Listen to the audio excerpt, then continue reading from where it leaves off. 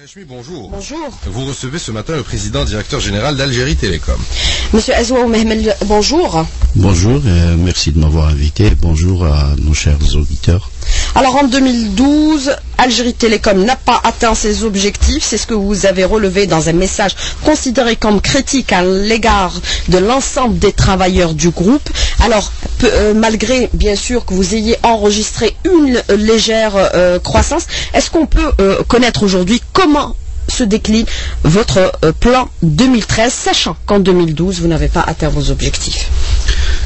Merci. Je tiens d'abord à préciser quand même que le message était destiné aux travailleurs. Bien sûr, chaque année, on trace un plan d'action avec des objectifs à atteindre par rapport ce qui a été réalisé l'exercice précédent. C'est clair que les objectifs fixés n'ont pas été atteints, mais il y a eu une croissance qui était de plus de 7% par rapport à l'exercice précédent, mais par rapport au potentiel du marché, par rapport aussi aux opportunités que nous avons, nous aurions pu faire mieux et nous devons profiter de toutes ces opportunités-là. C'était un petit peu le but du message, motiver les employés, les inciter à faire mieux, sachant qu'aujourd'hui, dans le domaine d'activité d'Algérie Télécom,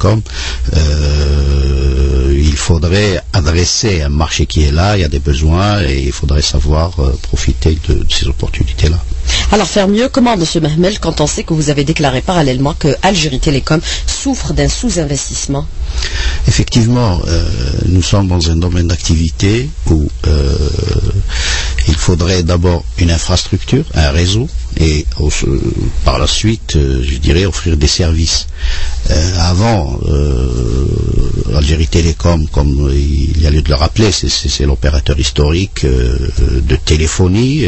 Maintenant, la téléphonie, on voit le déclin de ce service par rapport à la croissance des transmissions de données.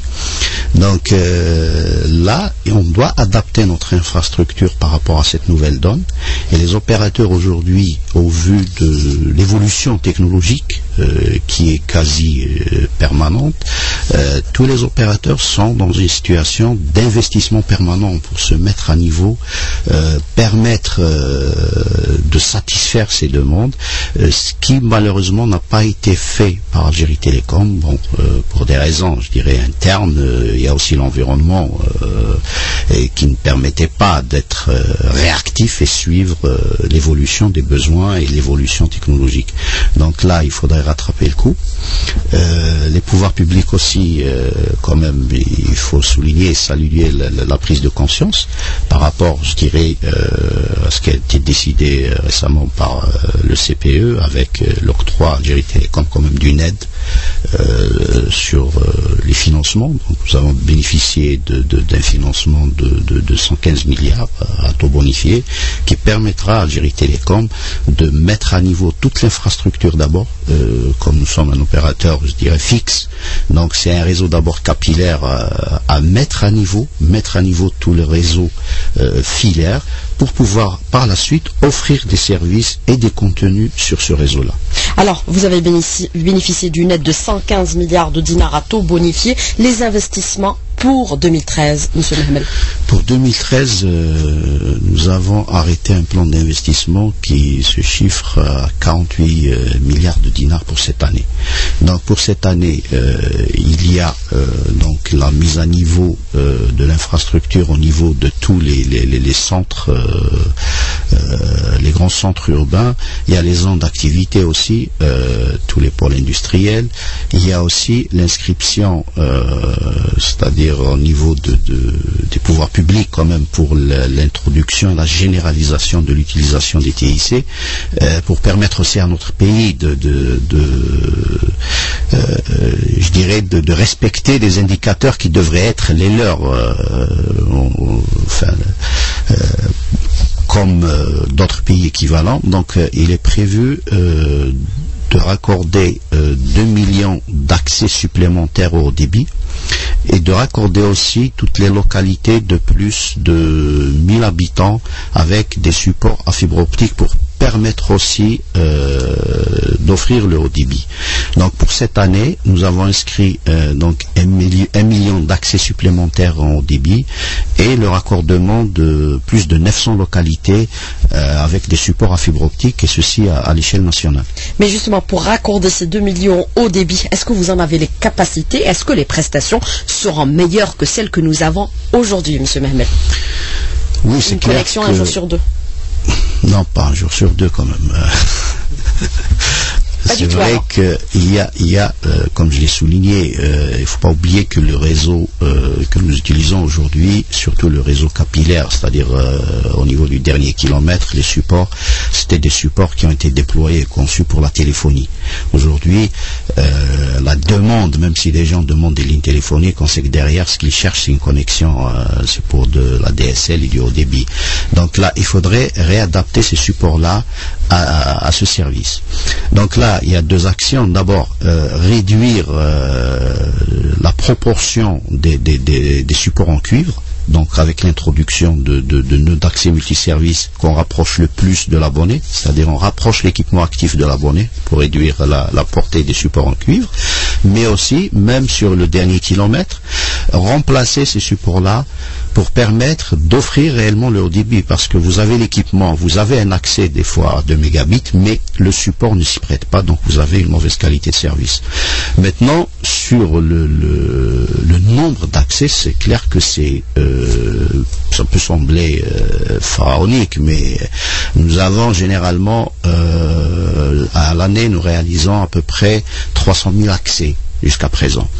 Maintenant, pour le 1 million, nous avons arrêté un plan d'action. C'est clair qu'on va mettre à contribution toutes les possibilités qu'offre le marché aujourd'hui.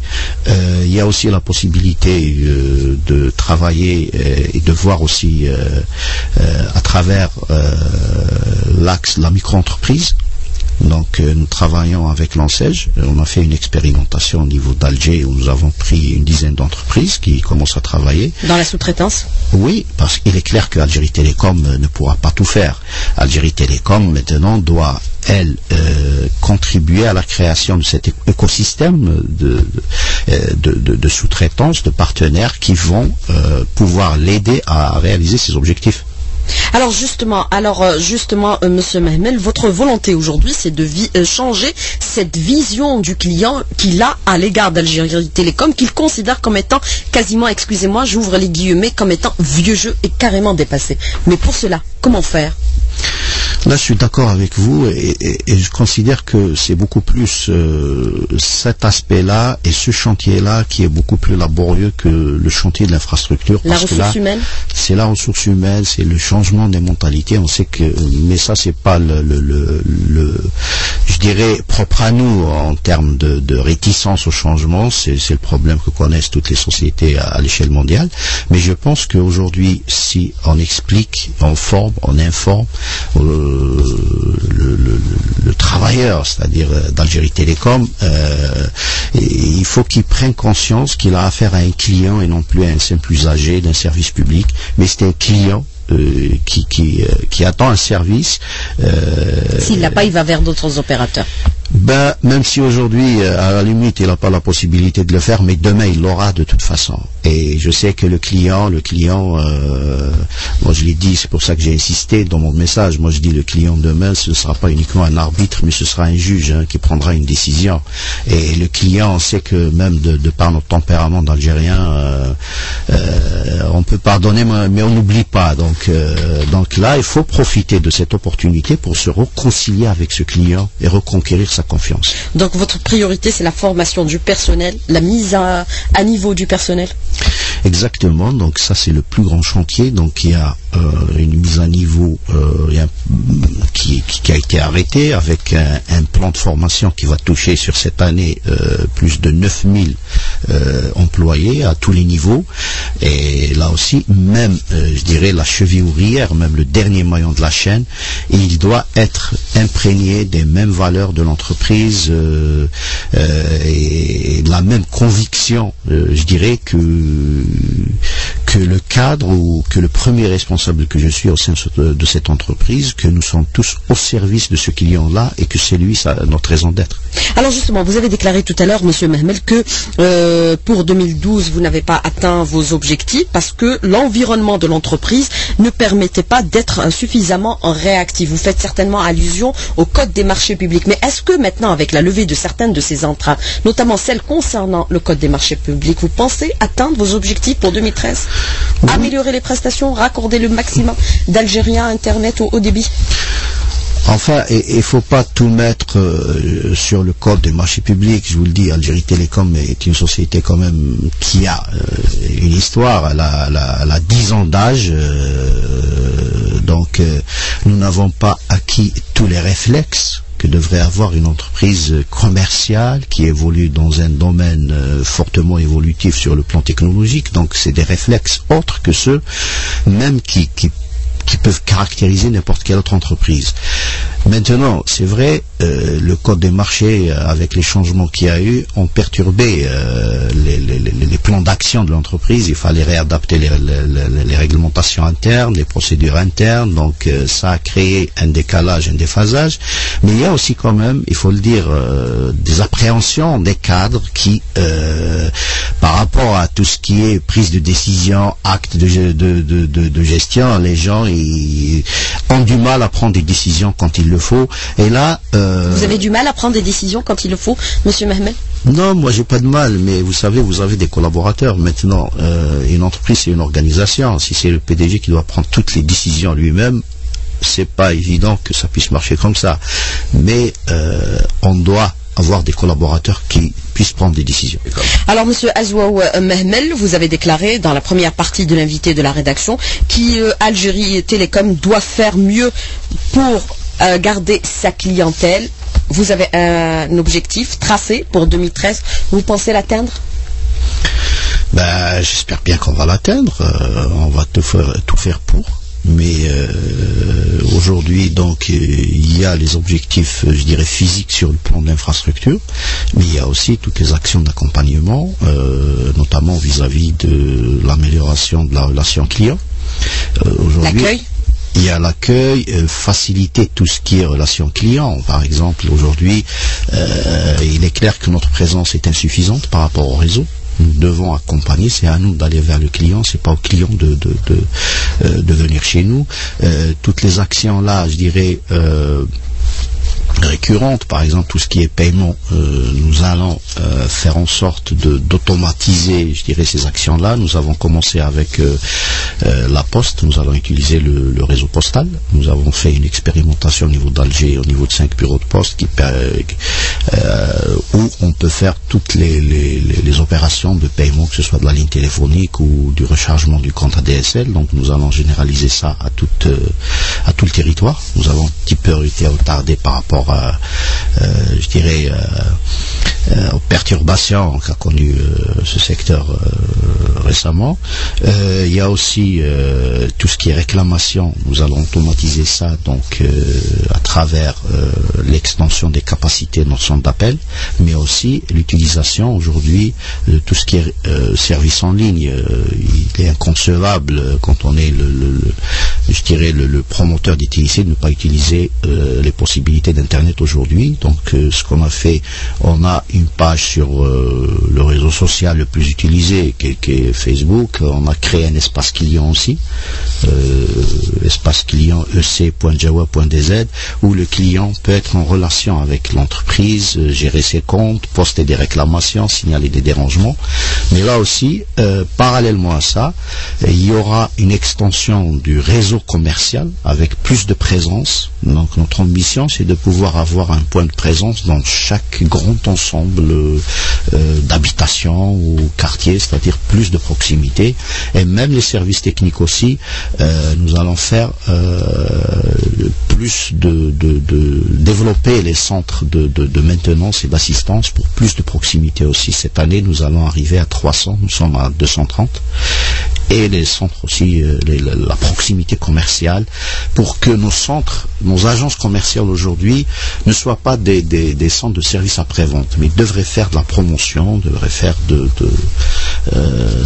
vraiment une action commerciale. C'est du réel ou du virtuel, ce dont vous parlez, Monsieur Memel? Ce sera du réel. Aujourd'hui, les bureaux de poste, il y a 5 bureaux de poste qui fonctionnent à Alger, nous allons généraliser à l'échelle nationale. Ce que j'ai dit par rapport à l'utilisation de l'Internet, c'est du réel. L'espace client, il est en ligne. La page sur Facebook, vous pouvez le voir, c'est en ligne. Mais le reste, ça va se concrétiser courant cette année. Alors vous avez abordé la question des réclamations et des centres d'appel, les problèmes de dérangement récurrents. Oui. Est-ce qu'il y a prise de conscience aujourd'hui qu'un abonné qui n'est pas raccordé, c'est un client de perdu? Bien sûr. Puisque nous savons qu'aujourd'hui, au niveau des chiffres, vos taux de dérangement restent relativement élevés. Ils avoisinent les 15%. Non, le taux de dérangement par rapport au parc de lignes que nous avons, il tourne autour de 5-6%. Pas 15%. Vous avez donné l'année dernière le chiffre de 15%. 15%. Maintenant, les statistiques que nous avons, on est autour de 5-6%. La relève des dérangements, nous avons presque 50% des dérangements qui sont relevés dans les 48 heures. On arrive dans les 72 heures à 70% des dérangements dans les 72 heures. Maintenant, les restes... Est-ce qu'il y a un suivi? Bien sûr, il y a un suivi. Mais là aussi, les dérangements. Il faudrait comprendre que le réseau, c'est un réseau urbain qui emprunte le domaine public et qui subit aussi des agressions. Je vous donne un exemple. Maintenant, nous sommes face à un fléau, le vol de câbles en cuivre, mais qui est une véritable, je dirais, c'est épidémique.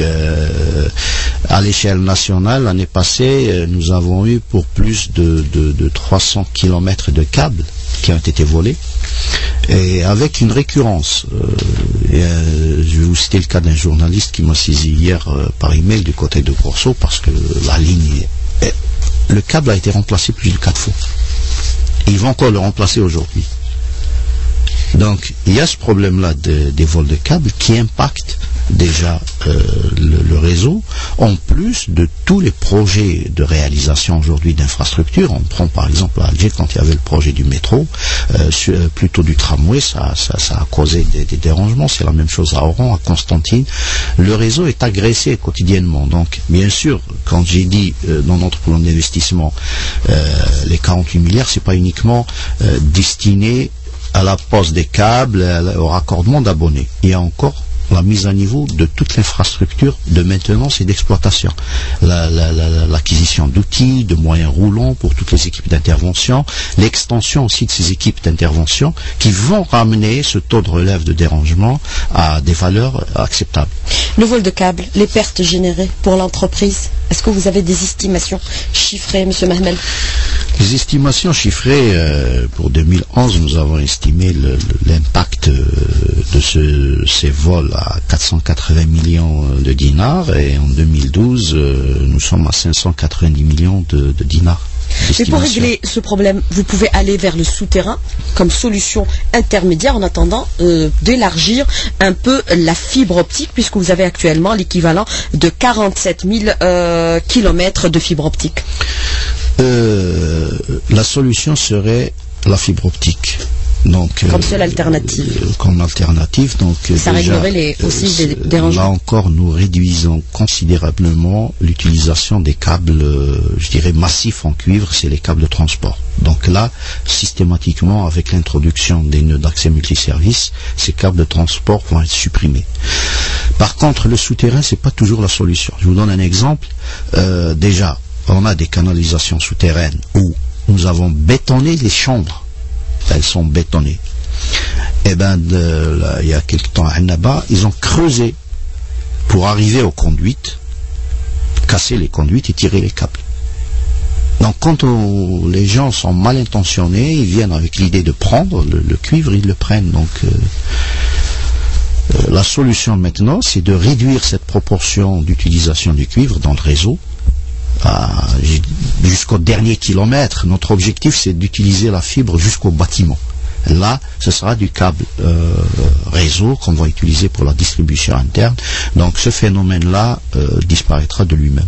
Est-ce qu'il y a des dispositions particulières qui ont été prises aussi pour éviter, par exemple, qu'il y ait des incendies tels que ceux que nous avons connus cet été au niveau de la Grande Poste et qui ont bien sûr causé beaucoup de désagréments aux abonnés? Est-ce qu'il y a des solutions définitives prises à l'issue de cet incident?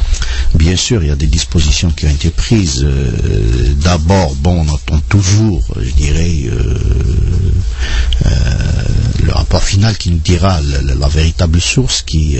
Vous ne connaissez pas encore? Les premières investigations conduisent à un court-circuit. Donc maintenant, dans tout ce qui est environnement similaire, il faudrait adopter des normes que ce soit pour l'éclairage ou pour les courants électriques ou pour les supports, je dirais, porteurs de courant fort, aller vers des normes autres que celles que nous avons utilisées jusqu'à présent.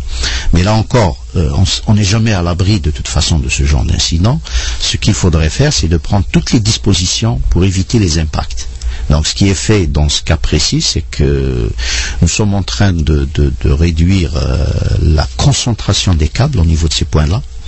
Donc là, avant nos centraux téléphoniques, d'ailleurs, c'était pour ça, on les appelait centraux, ils concentraient donc tous les supports des abonnés vers un point, convergeaient tous les câbles, ça conduisait à une très forte concentration de supports. Maintenant, nous sommes en train, avec cette décentralisation des équipements actifs, se rapprocher le plus des abonnés, en plus avec des câbles à fibre optique, donc ça va réduire considérablement les impacts.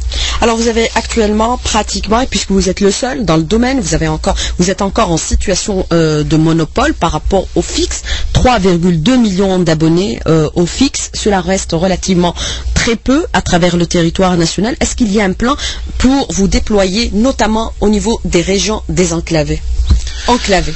Bien sûr, à travers la décision de raccorder déjà les localités de plus de 1000 habitants avec la fibre optique, en sachant qu'aujourd'hui, toutes les communes d'Algérie sont raccordées à la fibre optique. Maintenant, c'est d'aller encore plus vers, je dirais, les ensembles de concentration, soit des zones d'habitation, des zones d'activité, avec la fibre optique pour apporter du haut débit. Maintenant, il y aura des zones particulières à traiter, soit par rapport à des difficultés de relief ou autre chose, il faudra qu'on apporte d'autres solutions. Donc, dans ce cas-là, nous avons prévu cette année de lancer, je dirais, de déployer un réseau qui permettrait d'offrir le haut débit sans fil de type LTE, qui permettra de couvrir les zones difficiles à raccorder par des supports filaires. Pour le sud également, même principe? Pour le sud, dans les zones difficiles, dans les zones difficiles où il serait, je dirais,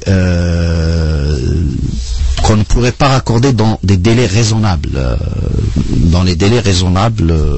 au réseau haut débit.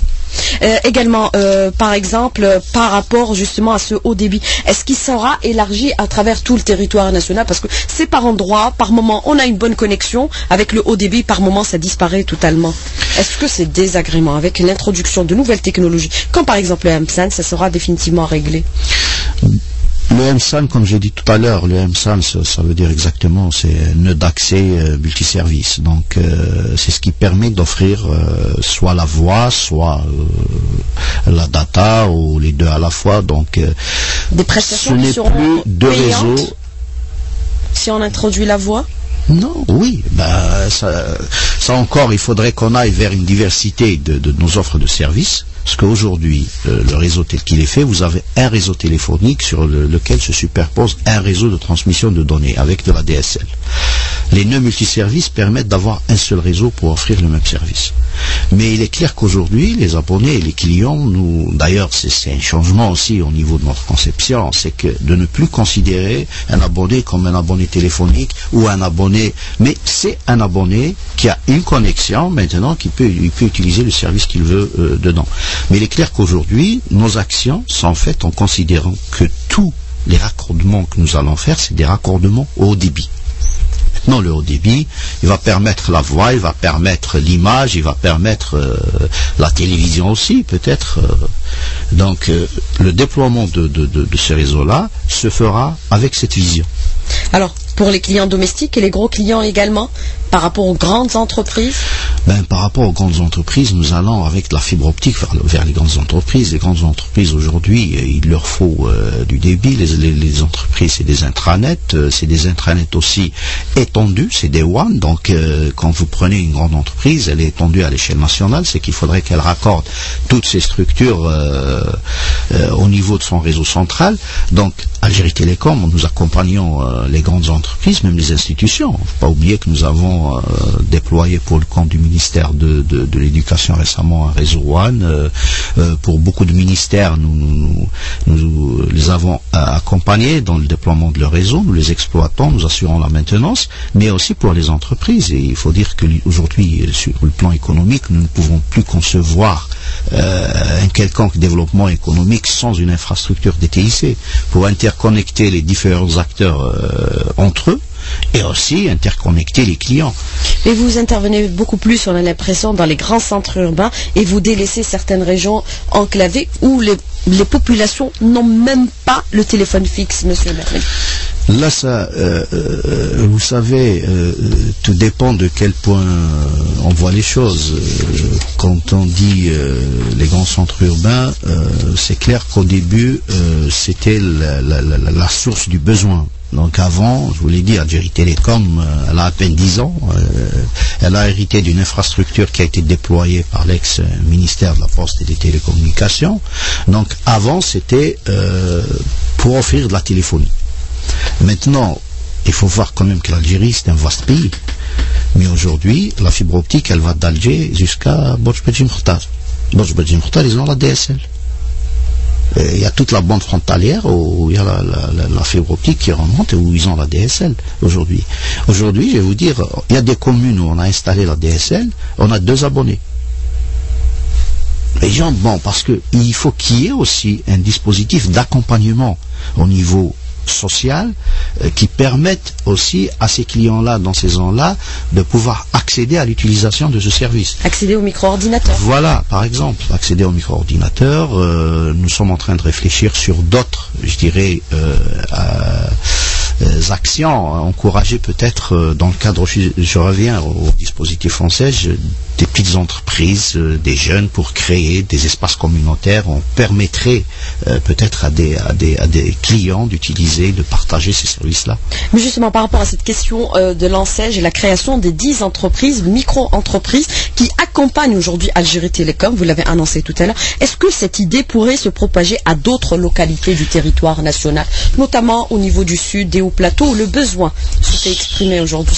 Ce n'est pas pourrait, elle va se propager parce que nous, notre plan d'action, il ne se limite pas uniquement à Alger. Alger, comme je l'ai dit, c'était une expérimentation qu'on avait faite. Maintenant, nous allons travailler avec l'ANSEJ pour généraliser cette action à l'échelle nationale. Expliquer aussi, nous allons organiser des journées d'information pour expliquer quels sont les métiers qui intéressent Algérie Télécom.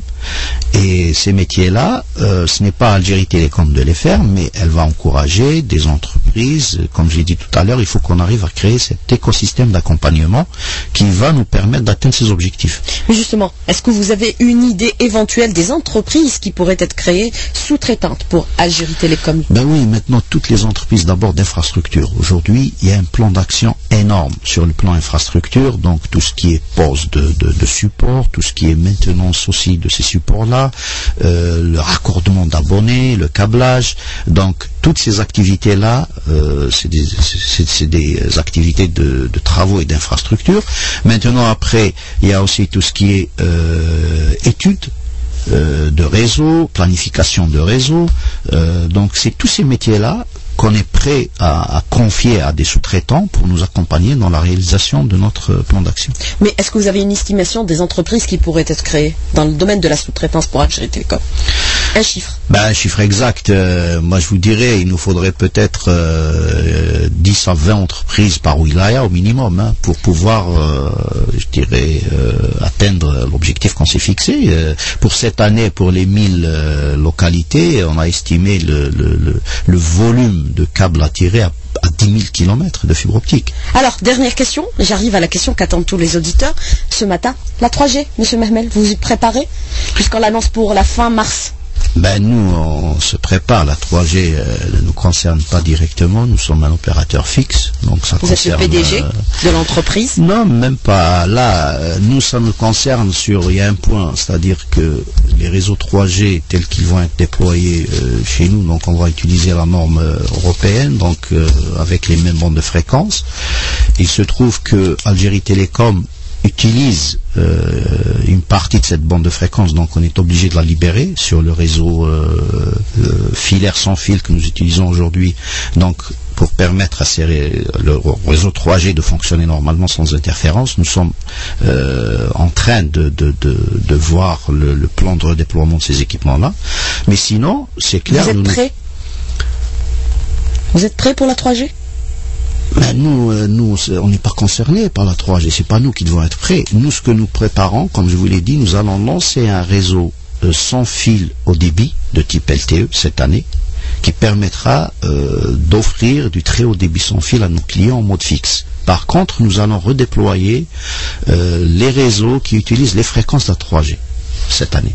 Monsieur Azoua Mehmel, merci d'avoir répondu à nos questions et d'avoir été en direct avec nous ce matin dans le studio. Merci beaucoup, monsieur Mehmel. Je tiens quand même à remercier nos clients. Je m'excuse pour les désagréments que nous leur causons, mais je peux les assurer que nous faisons tout pour remédier à ces désagréments.